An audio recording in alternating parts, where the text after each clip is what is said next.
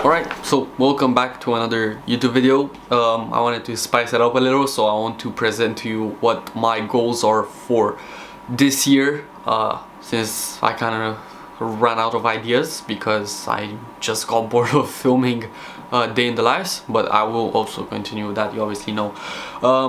So without further ado, I'll just present them to you, also how I did it and everything. Okay, whatever, you'll just see. Okay, alright, so we have a piece of paper here with the goals going around, obviously. I got this piece of paper from Iman Gaji, as usual. I don't copy anything he does. I'm just a huge fan, so don't call me some type of nerd, please. And this is just a goal setting worksheet he created. So it's got 5 categories, the 4 areas of assessment, number 2 goal setting, number 3 cost assessment, number 4 5 things to experience in 2024, and number 5 places to visit in 2024. So we'll start off with the 4 areas of assessment. So first one being finances. There's a number from 1 to 10. Where are you with your finances? Probably 1 being the lowest, so you don't have any money, you are broke, and number 10 being that you have money. Now it depends from person to person what they think number 10 is for them. Maybe number 10 could be millions, or it could be, I don't know, a couple thousands in the bank, something like that. I put it for myself number 5. I'm not too bad, and not too low. I won't get into it because personal, so I don't want to spread this information out on the internet. But maybe in the foreseeable future I will share some numbers, just not yet. Right, number 2 being health. Again, 1 to 10, 10 being the best, 1 being the worst. I put an 8, since I do lots of sport depending on how busy my week. Obviously sport you should always do, even if you are busy. You should have it in your daily routine to do sport or just exercise in general, or go to the gym. So I put it at 8. If my whole week is no studying and it's free, then pretty much 6 days a week I train table tennis. So that's around 2 hours every single day, and that should be enough. Obviously you could train 5 hours a day, but at some point you won't have enough hours in a day to train. So at least make sure you do exercise daily. Daily is what I do recommend, but I cannot say not daily because you should always do it daily, so just stick with the daily bit. Okay, number 3 being career and business. I put it at a 9. I'm happy about the progress I made. I started in this agency space around a year and a half ago, and it's going well. I got a couple clients, got a couple projects, some campaigns that I ran for some clients, which really made me happy, made me learn more about the industry, etc. How you work out with clients, how you communicate with them, how the campaign rolls out, everything. So I'm pretty pleased with this. Obviously the number maybe should be lower, but it definitely doesn't go higher than 8 or 7. And then on the personal development side, I'll be honest with this, I can say this, I put it at a 7 because it could be better, since I'm not focused that much in work, since I should be. But the reason I put 7 is because I am kind of above average. So when I say I do something, I actually kind of do it. I don't just sit around on my phone all day saying that I have big dreams for the future, but I just don't take action. I do take action. So that's why I kind of put a 7 there. Obviously if I were to be locked in on work every single day, it would probably be a 9 or 10, because I kind of take into consideration the results I get from the work I put in. So the better the results, the higher the number would be. Getting to the number 2 out of the 5 categories, pretty much, number 2 being goal setting. And you will have to excuse me just 1 second, the camera is about to run out of battery, so I have to change it, so I'll be right back. Alright, so now that we're back with a new battery, as I said, category number 2 is goal setting, with the first goal which seems unrealistic for me as well, but we'll try at least. If you don't try, you will never find out. For number 1 for finances is to reach 10k a month with my agency in pure profit, so just $10,000 every single month in pure profit with my agency.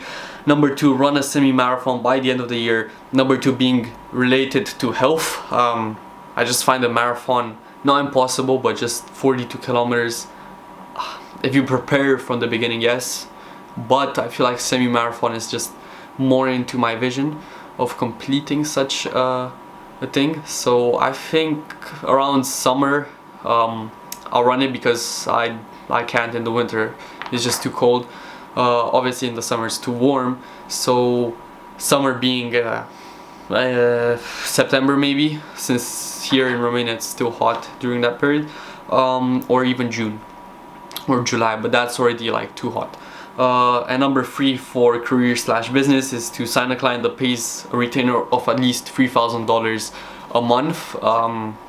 I'd be very pleased if such occasion would happen, obviously. And number 4 being on personal development. For me, it'd be growing a personal brand and being more focused in work in general.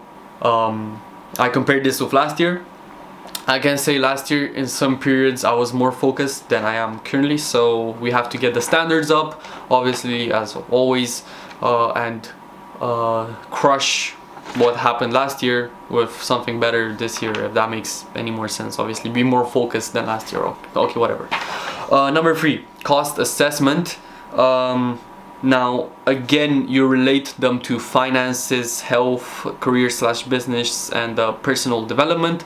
So the first, actually it depends, not really. So cost assessment meaning what cost do you pay in time, in money, in reputation, in energy, in mental health, etc. So we'll start off with the cost in time. Would be huge, since this is what I do in my free time basically. Obviously sometimes I scroll through Instagram Reels. I don't use TikTok, but I use Reels. It's normal, everybody does that, but sometimes I actually just search for how people edit Reels, the way they edit them. Maybe I can do the same, or YouTube videos, etc. Maybe I find something interesting, but sometimes I do get caught in that mindless scrolling, not for hours, obviously a couple minutes. So yeah, if you do it for hours, then too bad for you, you should stop. I don't suggest you do it because it's not good.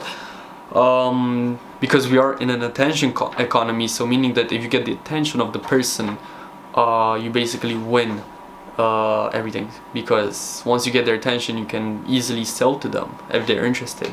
But if you do get their attention, that means they're interested, or that they want to hear what you have to say, etc. Number 2 being the cost in money would mean that I have to go to university.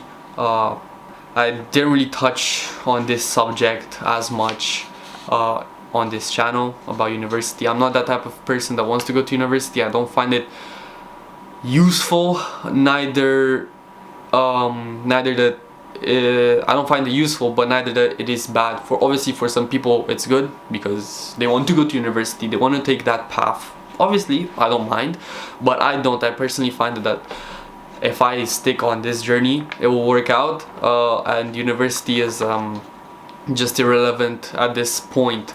But I did make myself a deal that if it kind of doesn't work out really, I will probably stick to university and then obviously still work during my university, and once everything works out there, I might as well drop out. But usually what I mean is, in this industry with the agency space that I'm in, clients don't go asking where did you go to university or what are you studying. They're just asking about results. They don't care if you didn't go to university, they care about results. What results did you get for previous clients? Okay, maybe you didn't work with you didn't have any clients before that. They ask you separate questions, why should I work with you, etc. Obviously I've never had a person ask me in a meeting, where did you go? Because obviously what I do, they don't really teach in university. I don't see that. They do teach marketing in university, but they don't teach paid advertising on the internet in university. I've never seen that. If I were to see that, I'll probably say I wouldn't still go, because you can learn everything from YouTube.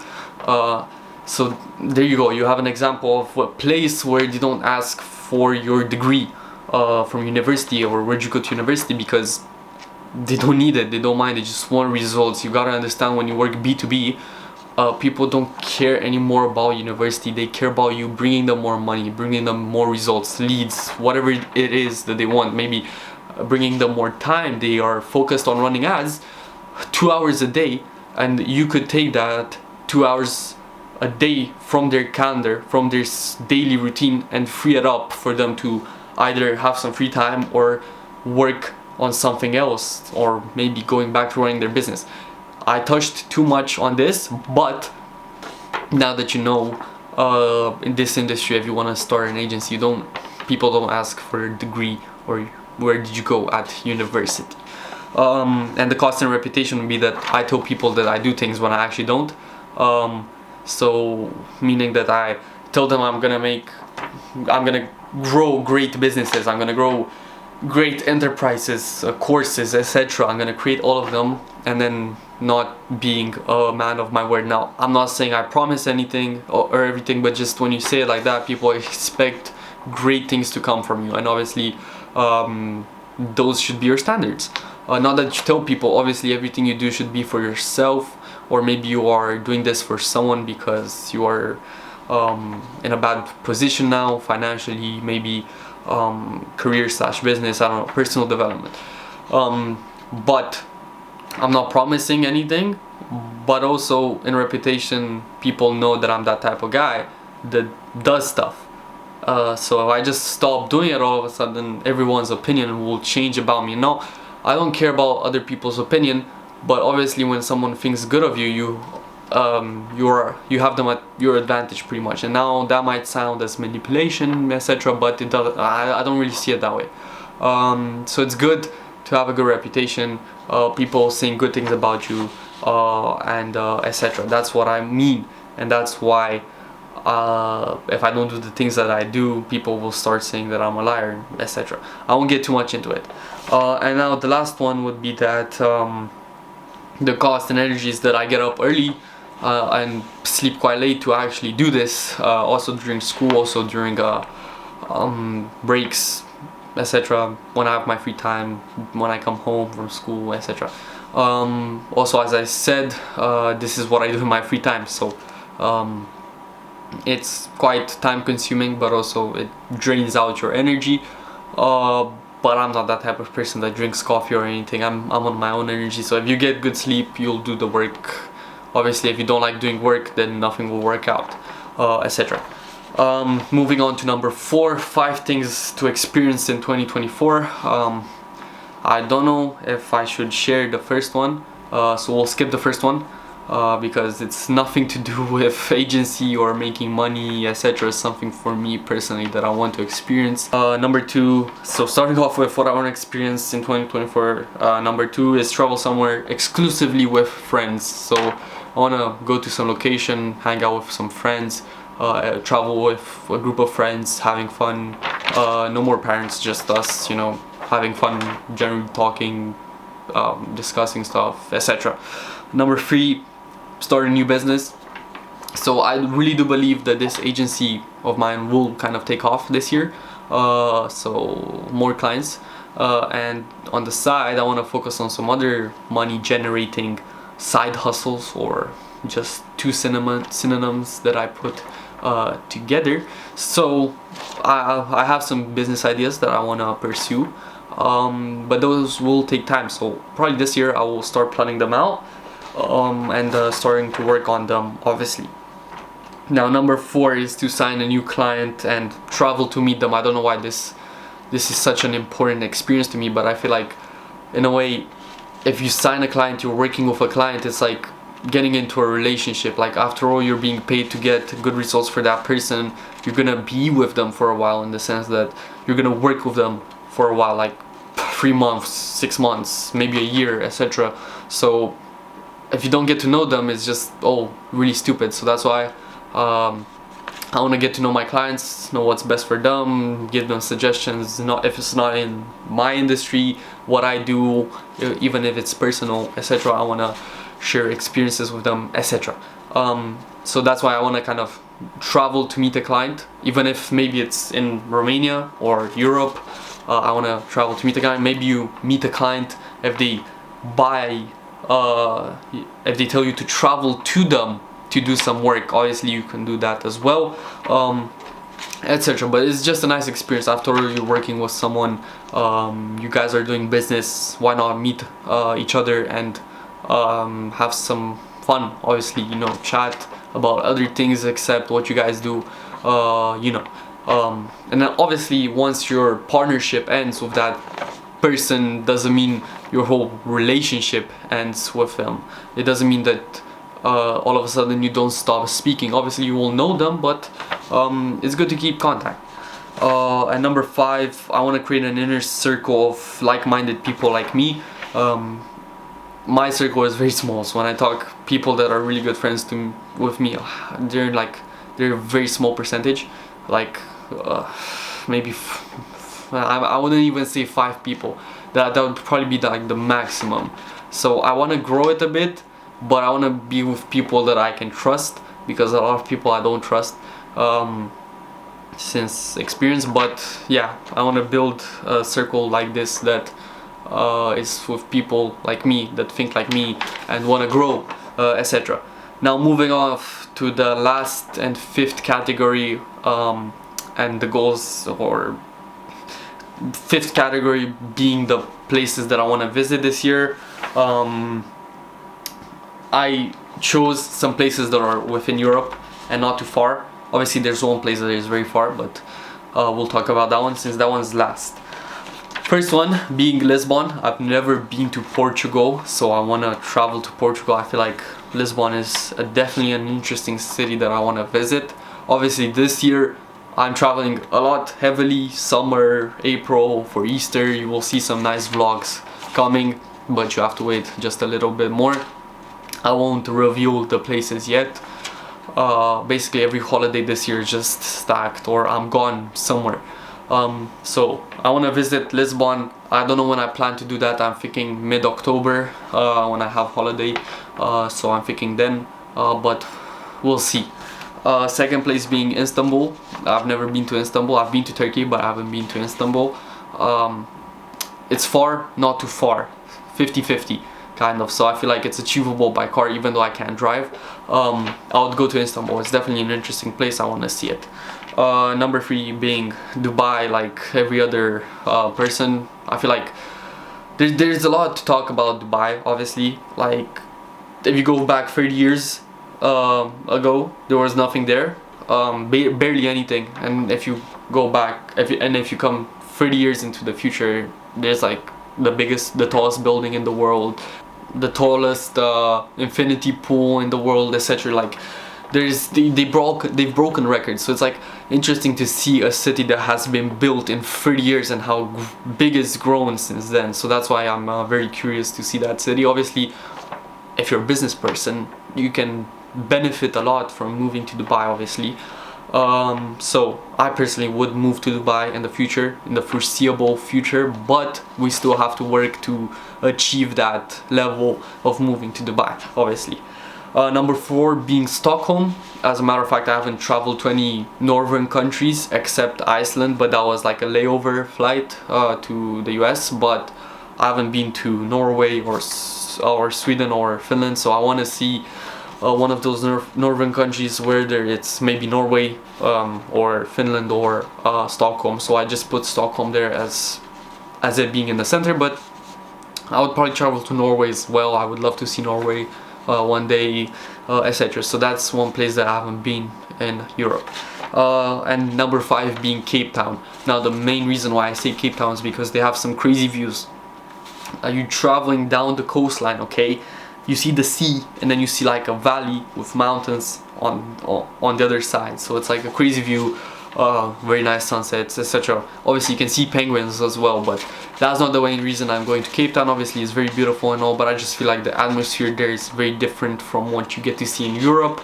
So that's why I would want to travel there and actually visit that town and visit that city and the coastline and everything. I feel like there's a lot to find there, and at some point in my life I would want to move a couple months to Cape Town to actually work from there and enjoy that place, of course. And those are the top 5 places I want to visit this year. Now, the ones in Europe, including Istanbul, could be quite achievable. The other two not as achievable since time and money, obviously. So without further ado, these have been the goals for this year, as I presented below. Now, goals meaning I actually presented to you where I want to go this year, what I want to do this year, the cost assessments, what could go wrong or what I could lose if I don't achieve these goals, and etc. I just kind of like stated where I am at every single level, whether it's finances or etc. So I hope you guys kind of create a worksheet like this. It's something like this, etc. So state your goals and work towards them. Obviously, if you work and put in the work and you just don't stop, you will achieve what you've been telling yourself you're gonna achieve. So trust me, it will work out. You just have to work. So without further ado, I hope you guys enjoyed this video. I will see you guys in the next video.